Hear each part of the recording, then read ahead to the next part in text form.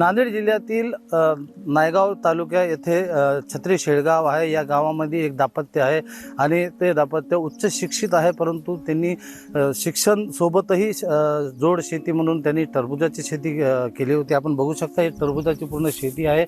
1.5 एकरमध्ये हे टरबूजाची शेती त्यांनी लागवड केली होती।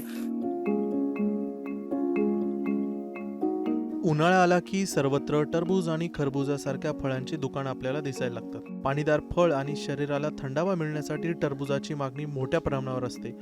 नांदेड जिल्ह्यातील एका सुशिक्षित शेतकरी दाम्पत्यानं 1.5 एकरात तब्बल 52 टन टरबूजाचं उत्पन्न काढलंय। याची बाजारभावानुसार किंमत तब्बल 6 लाख रुपये आहे।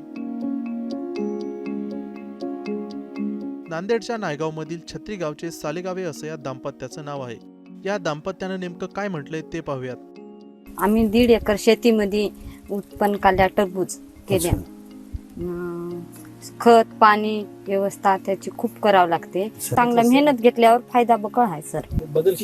बदल शेतीमध्ये केल्यानं दुसरं पीक घेतल्यानं फायदा झालाय आमचा। हरभरा म्हणून हे होत गेलं नाही, टरबुजामुळं चांगलं झालंय। सालेगावे दाम्पत्यानं पिकवलेल्या टरबुजांची निर्यात केरळच्या बाजारात केली आहे।